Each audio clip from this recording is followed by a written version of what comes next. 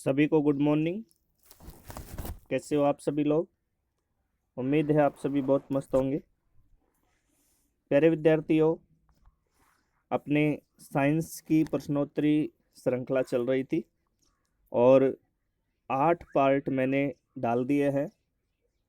आज अपना पार्ट है 9 नंबर और ये क्वेश्चन 201 से स्टार्ट है। चलिए स्टार्ट करते हैं। निम्नलिखित में से मिश्र धातु नहीं है। अच्छे से देखना, यानी कि जो 4 विकल्प अपने पास में, इन विकल्पों में कौन मिक्सचर मेटल नहीं है। तो देखो, स्टील तो अपने पास में मिश्र धातु है, कांसा जिसको ब्रांज कहते हैं ये भी मिश्र धातु है, पीतल ये भी मिश्र धातु है, तांबा अपने पास में तत्व है, तांबा मिश्र धातु नहीं है, इसमें ओनली ये Cu है। पीतल के अंदर तो तांबा और जिंक होता है, कांसा में कॉपर और टिन होता है, स्टील के अंदर अपने पास में ये अपने लोहा है, क्रोमियम है, इस प्रकार से इसमें कई चीज़ें मिलाते हैं, निकिल है। तो कहने का मतलब ये है कि मिश्र धातु नहीं है। तो 4 ऑप्शन में अपने पास तांबा तत्व है और बाकी 3 मिश्र धातु है। तो इसका राइट आंसर हो गया 3rd नंबर। आगे बढ़ते हैं। टांका मिश्र धातु का संघटक है। प्यारे विद्यार्थियों, फर्स्ट ग्रेड की परीक्षाओं के लिए भी ये बहुत इंपॉर्टेंट है, बार बार ऐसे प्रश्न पूछे जाते हैं। देखो, टांका जो मिश्र धातु है इसको सोल्डर भी कहते हैं या इसको वेल्डिंग धातु भी कहते हैं।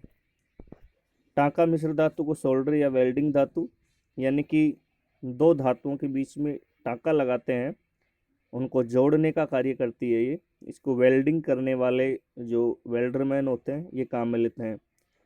टांका मिश्र धातु का संघटक, तो इसको ऐसे याद रखना 100 TC। मैं इसका थ्योरेटिकल रूप पे बोर्ड पे क्लास लेता हूँ तो बताता हूँ। 100 TC, 100 यानी सोल्डर और टी यानी टिन और सी यानी सीसा। यानी कि टांका मिश्र धातु होती है वो टिन और सीसा इसके द्वारा मिलकर के बनती है। वैसे टिन को तो लिखते हैं SN से और टिन को तो लिखते हैं SN से और सीसा को लिखते हैं PB से। यानी कि इसको अपन ऐसे भी लिख सकते हैं SN प्लस PB। तो टांका मिश्र धातु के संघटक हो गए टिन और सीसा। इसका राइट आंसर है 2 नंबर। आगे बढ़ते हैं। जंग लगने पर लोहे का भार क्या होता है? ये प्रश्न बहुत बार परीक्षाओं में आता रहता है और सभी बच्चों के ध्यान में भी रहता है ये क्वेश्चन। देखो प्यारे विद्यार्थियों, जैसे ये लोहे की अपने पास में रोड है और इस लोहे पर अधिक दिनों तक ये नमी या आर्द्रता या जल की उपस्थिति में रहेगा तो इसके ऊपर ऑक्सीकरण अभिक्रिया की वजह से ये लग जाती है इसके ऊपर जंग। लग जाती है। तो देखो प्यारे विद्यार्थियों, ये अपने पास में लोहे की पहले से छड़ थी और इस छड़ के ऊपर ये लग गई जंग, तो जाहिर सी बात है इसका भार क्या होता है? बढ़ता है। इससे संबंधित बहुत प्रश्न बनते हैं कि लोहे पर जंग लगना कौन सी अभिक्रिया है? ऑक्सीकरण अभिक्रिया। लोहे पर जंग लगने से लोहे के भार में परिवर्तन क्या होता है? बढ़ता है। हालांकि लोहे की मजबूती जंग लगने के बाद में घट जाती है, यानी कि जंग लगा हुआ लोहा उसको हम आसानी से तोड़ सकते हैं। तो जितनी बातें मैं इस क्वेश्चन से रिलेटेड बोला उन सबको याद रखना। अगला क्वेश्चन है, जंग रहित लोहा बनाने में प्रयुक्त होने वाली महत्वपूर्ण धातु है। आजकल मॉडर्न ज़माना है तो ऐसे लोहे की रोड, ऐसे लोहे की चादर भी बनाई जाती हैं जो जंग रहित, अर्थात उनके ऊपर ऑक्सीकरण अभिक्रिया का कोई प्रभाव नहीं होता है। चाहे नमी, आर्द्रता, जल कितने ही उसको भार अपन रखें, लेकिन उस लोहे पर जंग नहीं लगेगी। तो जंग रहित लोहा बनाने के लिए उसमें क्रोमियम मिलाना पड़ता है। उस लोहे में क्या मिला देते हैं? क्रोमियम। एल्यूमिनियम नहीं, कार्बन नहीं, टिन नहीं, क्या मिलाते हैं? क्रोमियम। तो इसका राइट आंसर हो गया 4। आगे बढ़ते हैं। नीला थोथा का रासायनिक नाम है। नीला थोथा का रासायनिक नाम, तो प्यारे विद्यार्थियों, नीला थोथा का सूत्र होता है CuSO4 और इसके अंदर जल के अणु अपन इसकी क्वांटिटी के अकॉर्डिंग अलग अलग प्रकार से ले लेते हैं। तो यहाँ पर मैं लिख देता हूँ XH2O। तो CuSO4 का मतलब होता है कॉपर सल्फेट। अब आप ऑप्शन में ढूंढ लो, फर्स्ट मिल गया। तो नीला तोता होता है, इस नीला तोता का रासायनिक नाम होता है कॉपर सल्फेट। फॉर्मूला होता है CuSO4.XH2O। यहाँ पर स्क्रीन पर आपको ये जो सूत्र है ये जल का है, ये दिखाई नहीं दे रहा है। आगे बढ़ते हैं। किस वर्ग को हैलोजन परिवार के नाम से जाना जाता है? जो अपनी पैरायोडिक टेबल है आवर्त सारणी, उसके अंदर कौन सा वर्ग है जो हैलोजन फैमिली के नाम से जाना जाता है? तो ये सिंपल क्वेश्चन है, सबकी याद रहना चाहिए। हैलोजन फैमिली होती है वर्ग नंबर 17। 4 ऑप्शनों में अब आप देख सकते हो, इसका उत्तर हो गया थर्ड। किस वर्ग को हैलोजन परिवार के नाम से जाना जाता है? 17। हैलोजन परिवार के सदस्यों को ग्रुपिंग के रूप में एक्स से डिनोट करते हैं, और इस एक्स के अंदर क्लोरीन, क्लोरीन, ब्रोमीन, आयोडीन और एस्टाटाइन होता है। आगे बढ़ते हैं। जर्मन सिल्वर में चांदी का प्रतिशत क्या होता है? प्यारे विद्यार्थियों, जो जर्मन सिल्वर होता है इसमें कितने प्रतिशत चांदी होती है? तो आपको याद रखना है, जर्मन सिल्वर को झूठी चांदी के नाम से जानते हैं। बाज़ारों के अंदर जो ठगोरे होते हैं वो झूठी चांदी बेचते हैं। तो देखो, नाम झूठी चांदी है तो इसमें चांदी की मात्रा कुछ भी नहीं है, ना तो 2% है, ना 25 है, ना 45 है, 0%। जर्मन सिल्वर के अंदर 0% चांदी होती है। तो इसमें क्या होता है? निकिल होता है, तांबा होती है और जिंक। निकिल और तांबा और जिंक के द्वारा जर्मन सिल्वर या झूठी चांदी का निर्माण होता है। इसमें चांदी कुछ भी नहीं होती है, 0%। यह प्रश्न बहुत इंपॉर्टेंट है, कई बार परीक्षाओं में पूछा जाता है। आगे बढ़ते हैं। Question number 208। गोताखोरों द्वारा गहरे समुद्र में सांस लेने के लिए, जो गोताखोर गोता लगाते हैं समुद्र में, तो गहरे समुद्र में सांस लेने के लिए ऑक्सीजन के साथ किस गैस को मिश्रित करते हैं? तो ऑक्सीजन के साथ में वो मिश्रित करते हैं हीलियम गैस को। तो ये गोताखोरों की गैस है। गोताखोर के गैस सिलेंडर में, या ऑक्सीजन जो गैस सिलेंडर होते हैं अस्पतालों में कृत्रिम श्वसन के लिए, उनके अंदर ऑक्सीजन के साथ में हीलियम को मिलाया जाता है। तो यहाँ पर राइट आंसर हो जाएगा थर्ड नंबर। गोताखोर द्वारा समुद्र में सांस लेने के लिए ऑक्सीजन के साथ किस गैस को मिश्रित किया जाता है? तो राइट आंसर हो गया हीलियम। अगला क्वेश्चन है प्यारे विद्यार्थियों, निम्नलिखित में से प्राकृतिक ईंधन है, नेचुरल फ्यूल कौन सा है? तो कोल गैस नेचुरल फ्यूल नहीं है, ये बनाया जाता है। कोक ये भी बनाया जाता है। जल गैस ये भी बनाई जाती है। पेट्रोलियम, पेट्रोलियम अपने पास में जो उत्पाद है, लकड़ी है, ये प्राकृतिक ईंधन है, नेचुरल फ्यूल है, और बाकी कृत्रिम है। तो इसका राइट आंसर हो गया थर्ड नंबर। आगे बढ़ते हैं। Question number 210। धान के खेतों से निकलने वाली गैस है, जो धान यानी कि जो चावल होता है, धान के खेतों से निकलने वाली गैस है। तो अपने पास में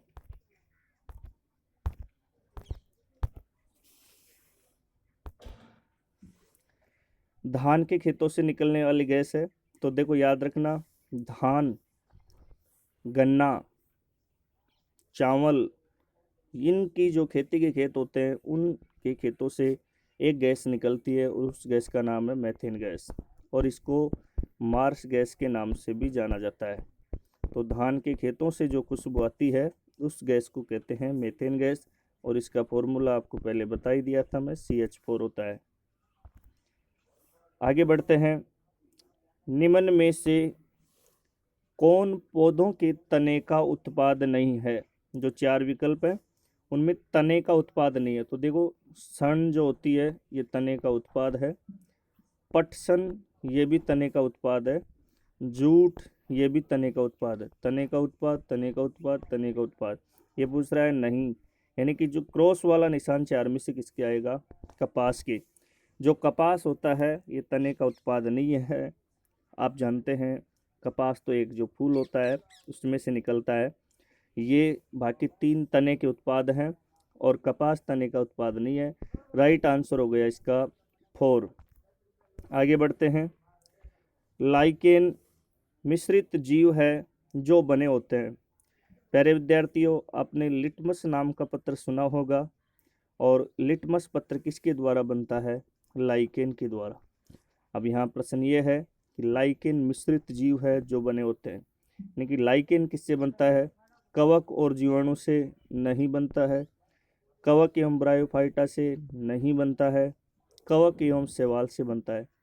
कवक और शैवाल इन दोनों को मिश्रित करते हैं तो अपने पास लाइकेन बनता है, और इस लाइकेन की लुगदी बना करके हम लिटमस पत्र बनाते हैं, और उस लिटमस पत्र के द्वारा एसिड और बेस यानी कि अम्ल और क्षार की अपन जानकारी करते हैं, यानी कि टेस्टिंग करते हैं।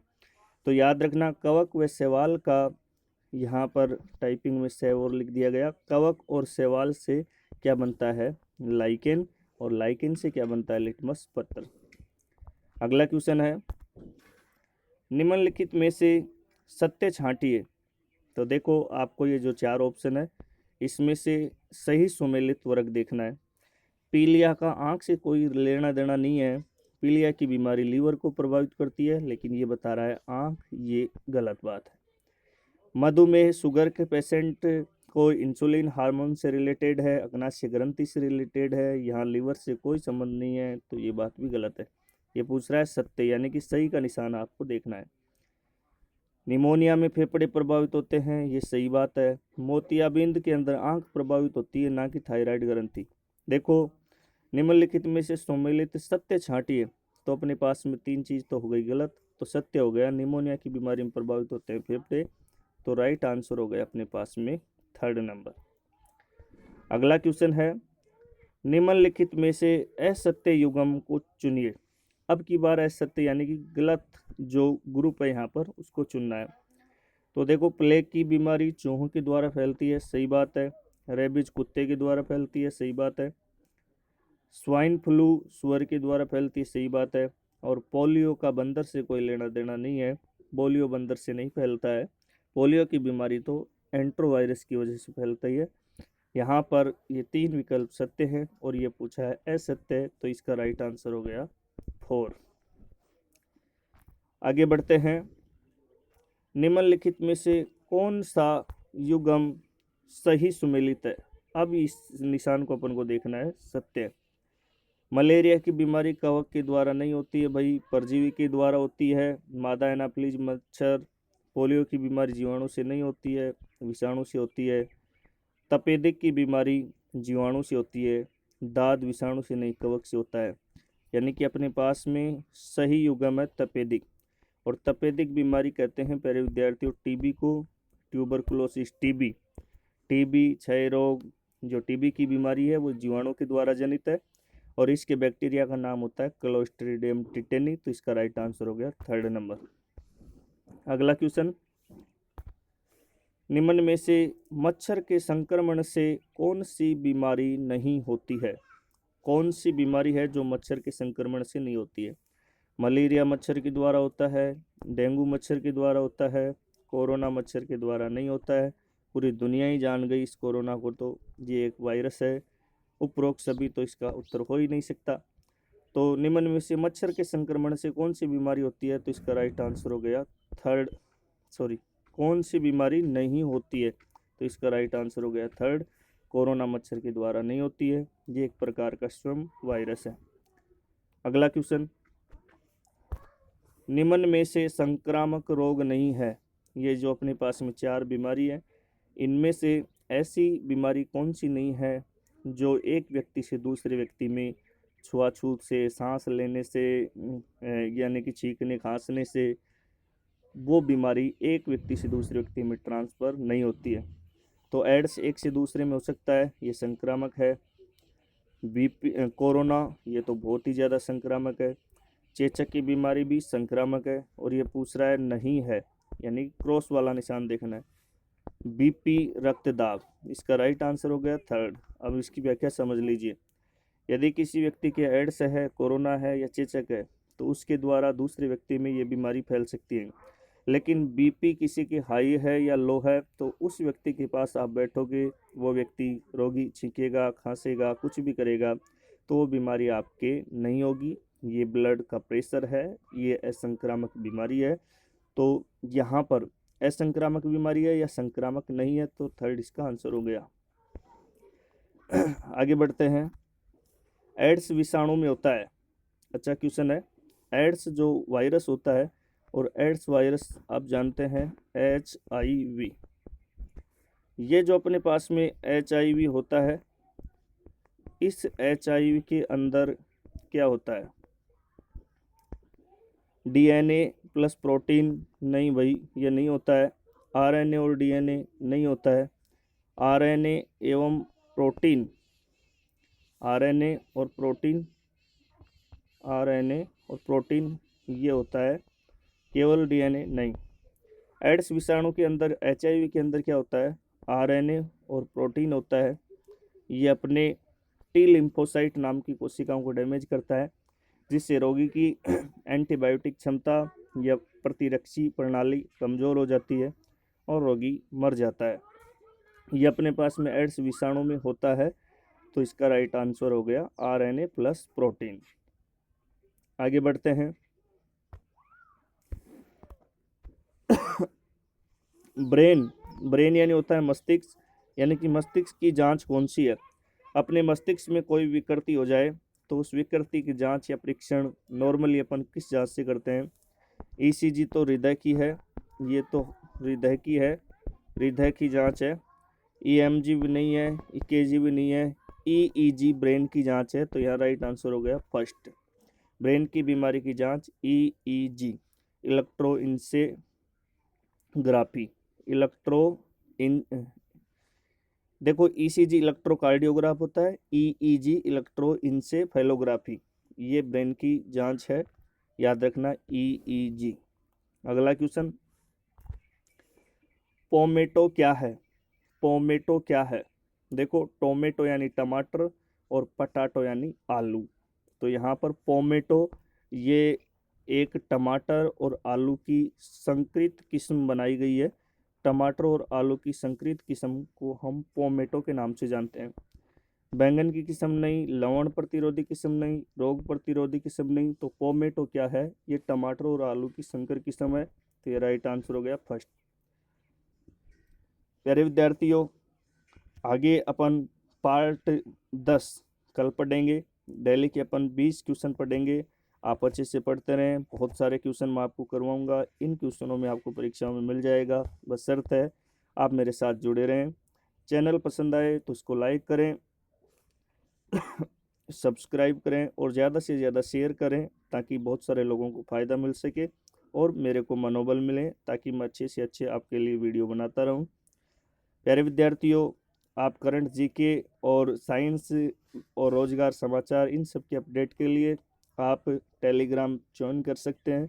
और मेरा टेलीग्राम भी यूट्यूब चैनल जिस नाम से उस नाम से ही है। आप टेलीग्राम पे गुरु गिरधर सर सर्च करेंगे तो आपको रेड कलर की एक मेरी फ़ोटो दिखाई देगी और आप वहां से ज्वाइन करें। धन्यवाद, मिलते हैं अगले एपिसोड में नई ऊर्जा के साथ। Thank you.